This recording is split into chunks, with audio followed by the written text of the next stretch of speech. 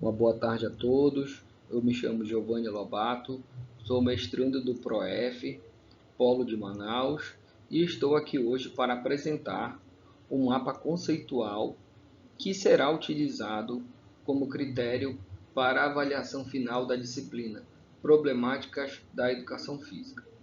Esse mapa conceitual foi elaborado a partir dos temas trabalhados ao longo de 6 semanas.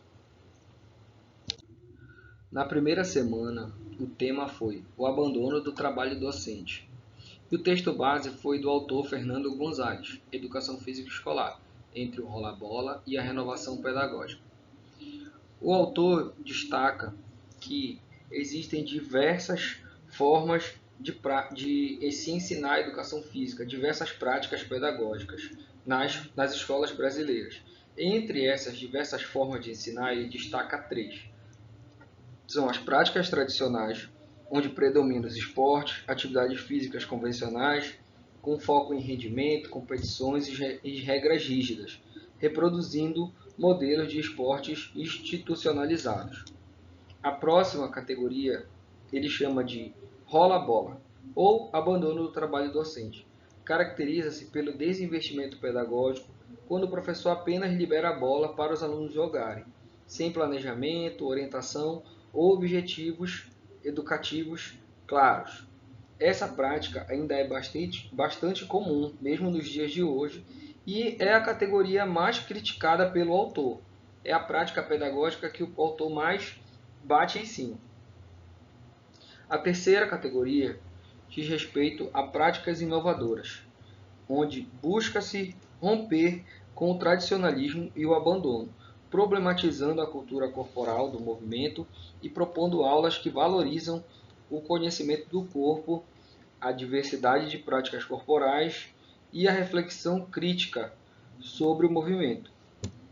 Gonzalez ainda menciona 4 dimensões fundamentais que influenciam a atuação docente na disciplina, relacionando-as com o processo de transformação da área e os desafios enfrentados pelos professores. São elas: o processo de transformação da área, que se refere às mudanças históricas, culturais e pedagógicas que a educação física escolar vem passando ao longo do tempo. Essas transformações exigem que o professor sempre esteja com suas práticas pedagógicas atualizadas, para que com isso possa superar práticas consideradas defasadas, como a esportivista e ou a do rola-bola. A segunda dimensão que influencia a prática pedagógica do professor diz respeito às condições objetivas do trabalho. Envolve os recursos materiais, infraestrutura, questões de carga horária, salário, formação e apoio institucional que o professor tem para desenvolver suas atividades. Essas condições influenciam diretamente a qualidade do trabalho docente e podem ser um fator que contribui para o abandono ou desinvestimento pedagógico, como no caso do rola-bola. Quando o professor trabalha em condições precárias, ele se sente desmotivado e acaba caindo em práticas não tão reflexivas, como é o caso do rola-bola. A terceira dimensão diz respeito à cultura escolar e à sua relação com a disciplina. Essa dimensão tem mais relação com a desvalorização da disciplina frente à comunidade escolar.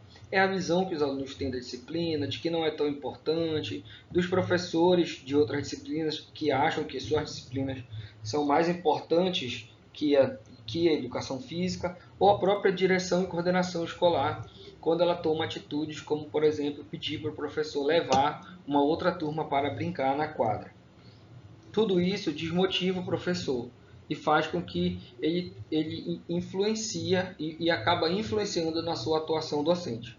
A quarta dimensão se chama disposições sociais de professores atualizadas no contexto de trabalho. Se refere mais às atitudes, crenças, valores e motivações do professor diante de seu papel e das condições que atua. Disposições sociais do professor, como desmotivação ou falta de atualização, reforçam o abandono pedagógico.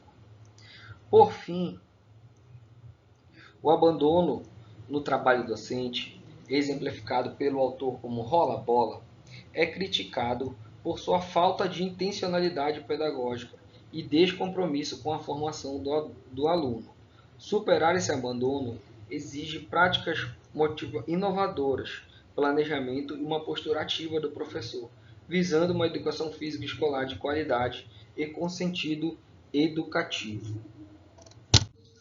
Na segunda semana, o tema foi Relação entre Teoria e Prática.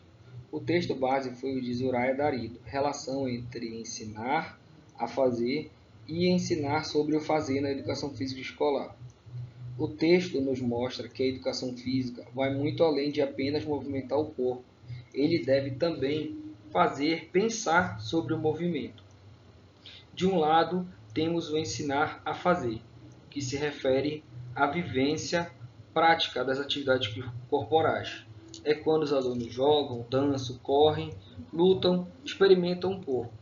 Essa dimensão contribui para o desenvolvimento motor, social e afetivo, mas sozinha ela não garante uma aprendizagem significativa, pois falta o aprofundamento teórico. E aqui a autora já faz uma crítica quando ela diz que prática desprovida de intencionalidade teórica é ativismo cego. Do outro lado, temos o ensinar sobre fazer, que é a dimensão teórica do ensino da educação física. Aqui entram em discussões a origem das práticas corporais, os valores que carregam, as questões culturais, sociais, históricas e políticas envolvidas. Essa parte ajuda o aluno a compreender criticamente o que está praticando e não apenas repetir movimentos. A autora nos aponta que teoria e prática não são dimensões que devem ser tratadas de forma separada. Elas devem ser, sim, integradas. A prática não é descartada, ela é fundamental, mas precisa vir acompanhada de reflexão, compreensão e significado. Isso fortalece e contribui para a formação integral dos alunos, indo além de mera execução de movimentos, promovendo também a reflexão crítica sobre o corpo, a saúde e a cultura do movimento. Nesse sentido, o professor ele tem um papel fundamental, pois ele deve buscar em suas aulas planejá-las de forma com intencionalidade pedagógica, né? Propor em suas aulas objetivos claros, escolher conteúdos que sejam relevantes e diversificados, estimular a participação ativa e o pensamento crítico dos alunos. E, acima de tudo, deve sempre buscar formação continuada para que ele seja capaz de planejar, intervir e refletir sobre a sua ação pedagógica.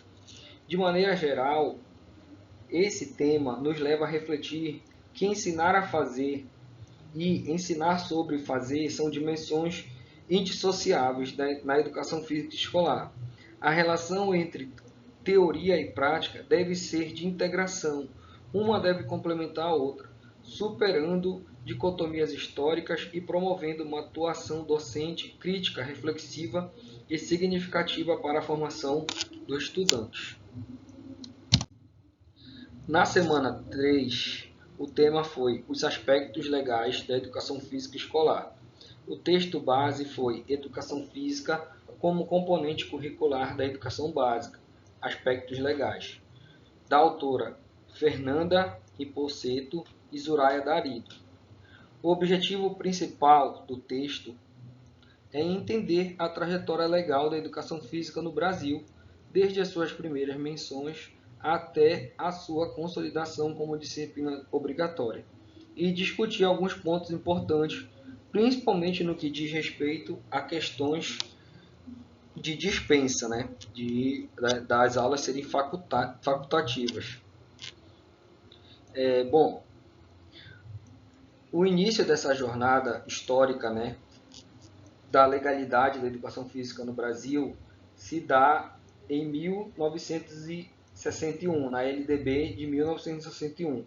Ela já trazia menções à área, porém com uma abordagem diferente das atuais. Em seguida, na LDB de 1971, ela também já citava algo sobre educação física, mas só foi na LDB de 1996 que começou a dar contornos mais definitivos sobre o papel da educação física na educação. É importante notar essa evolução da legislação reflete as mudanças na compreensão do movimento e da atividade física na formação dos indivíduos. Mas, assim, o grande marco da consolidação como componente curricular obrigatório da educação física foi na Lei 10.793 de 2003. Essa lei alterou a LDB de 1996 e definiu a obrigatoriedade da disciplina em todos os níveis e modalidades de ensino. Esse é um ponto crucial, pois garante a presença da educação física no currículo escolar, reconhecendo a sua relevância para o desenvolvimento integral dos alunos. Apesar de ser obrigatória, a lei ela ainda permitiu algumas dispensas, como para os alunos maiores de 30 anos, alunos que trabalham regularmente, casos com condição de saúde que impede a prática. Além disso, no texto, a autora destaca uma boa parte do seu trabalho falando sobre a não obrigatoriedade no ensino noturno e EJA, locais onde a educação física não é contemplada. Por fim, apesar das dificuldades, temos avanços importantes. A disciplina ganhou espaço em documentos oficiais como a BNCC e há cada vez mais discussões sobre sua importância na formação do aluno como um cidadão crítico. A valorização do corpo, da cultura do movimento e do respeito às diferenças são elementos centrais que mostram como a educação física tem seu papel na sociedade. Na semana 4, o tema foi Indisciplina e Afastamento dos Estudantes. E o texto base foi dos autores Fernando Gonzalez, Soraya Darido, Gui Giciene. O afastamento e a indisciplina dos alunos nas aulas de educação física escolar. Esses problemas comprometem o processo de ensino-aprendizagem e exigem reflexão sobre suas causas e possíveis soluções. Apesar de muitos alunos considerarem a educação física como a sua disciplina favorita, o que a gente tem observado são muitos casos de afastamento, especialmente no ensino médio. E, entre as principais causas, os autores destacam fatores institucionais, que abrangem aulas no contraturno, turmas numerosas, falta de material e espaço adequado para as aulas. Os fatores pedagógicos, aulas pouco atrativas, onde é trabalhado apenas os 4 grandes esportes, aulas repetitivas, com conteúdos repetitivos, ausência de regras claras, ausência dos direitos e deveres dos alunos e principalmente a falta de diálogo entre o professor e o aluno. O uso indiscriminado de atestado médico, de pedidos de dispensa, de salas de aula. Às vezes o aluno nem precisa estar afastado da aula de educação física, mas a direção acaba acatando e o aluno deixa de frequentar a aula. Além disso, a cultura do papel da disciplina na escola, como sendo menos importante que as outras. E aí os autores nos perguntam, como superar? O principal meio para superar o personagem-chave é o professor. O professor, como mediador, deve buscar diversificar os conteúdos e ir para além dos esportes tradicionais, propor aulas mais inclusivas e atrativas, trabalhando os diversos conteúdos que a educação física abrange. Mudanças estruturais. Deve-se buscar garantir a valorização da disciplina no âmbito escolar. Por exemplo, questões de horário. Precisa ser revisto para que as aulas de educação física se tornem mais acessíveis. Aulas no contraturno, por exemplo, nem sempre são acessíveis para todos os alunos, e principalmente a formação continuada. O professor deve estar sempre buscando conhecimento para que possa lidar com os desafios contemporâneos de ensino. E o professor também deve planejar suas aulas, tornando o aluno protagonista. É fundamental que durante o processo as aulas sejam voltadas para o aluno, onde, acima de tudo, se estabeleça diálogos para entender e melhorar a realidade, a qualidade de ensino, e com isso fazer com que ele se sinta mais incluído nas aulas. Afinal de contas, superar o afastamento e a indisciplina só é possível quando a escola e o professor trabalham juntos para tornar a disciplina mais atrativa, acessível e relevante para os alunos, contribuindo assim para o seu desenvolvimento integral. Na quinta semana, o tema foi dificuldades relacionadas ao ensino do esporte, e o texto base foi Inquietações no tratamento do esporte na educação física escolar, de André Luiz Barroso. O esporte, ele é um conteúdo tradicional e importante na educação física escolar, mas há muitos equívocos na sua abordagem pedagógica, o que exige reflexão e discussão para evitar armadilhas e oferecer um ensino mais adequado. Embora se saiba o que não deve ser feito nas aulas de esporte e outras práticas corporais, ainda falta clareza de como fazer, por que fazer, para que fazer e o que exatamente ensinar, especialmente em relação à lógica interna das modalidades esportivas e seus objetivos educativos.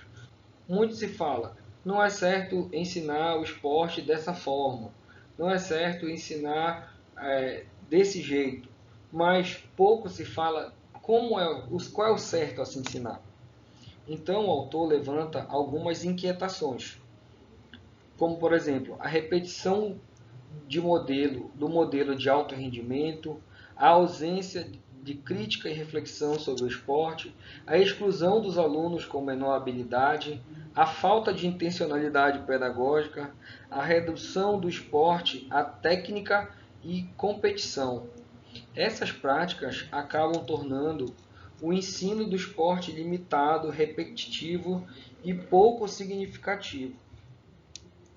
O autor propõe que o esporte seja ressignificado como um conteúdo da cultura corporal, ou seja, devemos ir da técnica e trabalhar o esporte como um fenômeno social e histórico. Isso inclui discutir sua origem, suas variações, valores e até mesmo questões de gênero, mídia e exclusão. O professor tem um papel essencial nesse processo. Ele deve planejar com intencionalidade, incluir todos os alunos e promover práticas esportivas que façam sentido para o estudante. A proposta é substituir a lógica do quem sabe jogar pela lógica do todos aprendem. Em resumo, o texto do autor nos convida a repensar como ensinamos o esporte na escola, defendendo uma prática mais crítica, inclusiva e formativa. Na sexta e última semana, o tema foi Questões de Gênero na Educação Física Escolar. Tivemos a apreciação de dois textos, um de Osmar Moreira, chamado Educação Física Escolar e a Questão de Gênero, e o outro de Leandro Brito e Mônica dos Santos, Masculinidades na Educação Física Escolar, um estudo sobre o processo de inclusão e exclusão. Basicamente, a gente pode dividir o tema da seguinte maneira: separação por gênero. o professor ele tem pouca autonomia para decidir a composição das turmas. Geralmente, a turma já vem montada, mas não significa que o professor não possa optar por atividades mistas ou separadas. Ele deve adaptar suas aulas, pois práticas como turmas separadas só reforçam estereótipos e é muito comum nos anos finais. E essas práticas de separação limitam vivências corporais, certo? O autor critica a separação por gênero nas aulas, pois ela reforça a ideia de que meninos e meninas devem fazer coisas diferentes. Isso contribui para manter desigualdades. Então, o autor propõe uma abordagem mais inclusiva, proposta de coeducação, todos juntos, atividades colaborativas e respeitosas, valorizando a diversidade. Em vez de separar, o autor propõe a coeducação, em que meninos e meninas convivam nas práticas corporais, aprendendo a respeitar e valorizar a diferença. E nesse processo, o professor ele é a peça-chave, pois ele deve identificar práticas discriminatórias, promover em suas aulas equidade, planejá-las com sensibilidade de gênero. O professor ele é fundamental nesse processo. Ele precisa estar preparado, para para perceber e combater atitudes machistas, sexistas e excludentes, criando um ambiente mais justo. O texto enfatiza que a questão de gênero na educação física escolar é um desafio que exige reflexão, formação docente adequada e práticas pedagógicas inclusivas para garantir a igualdade de oportunidades e respeito às diferenças entre os estudantes. Bom, com isso, encerramos os 6 temas que foram trabalhados ao longo de 6 semanas. Vale destacar que na 7ª semana foi proposto debater um texto de Paulo Freire, né, A Pedagogia do Oprimido, onde o autor fala sobre as situações limites. Podemos entender as situações limites como essas problemáticas da educação física. E durante o texto, Paulo Freire fala muito sobre a dialogicidade. Todas essas problemáticas da educação física, elas podem ser superadas através da dialogicidade, do professor procurar mediar, procurar melhorar as suas práticas pedagógicas. Espero que tenham compreendido. Foi um pouco difícil montar esse mapa conceitual, mas na medida do possível eu tentei resumir. São temas complexos, são temas importantes e que precisam ter um olhar mais atento de todos os professores. Muito obrigado e uma boa tarde.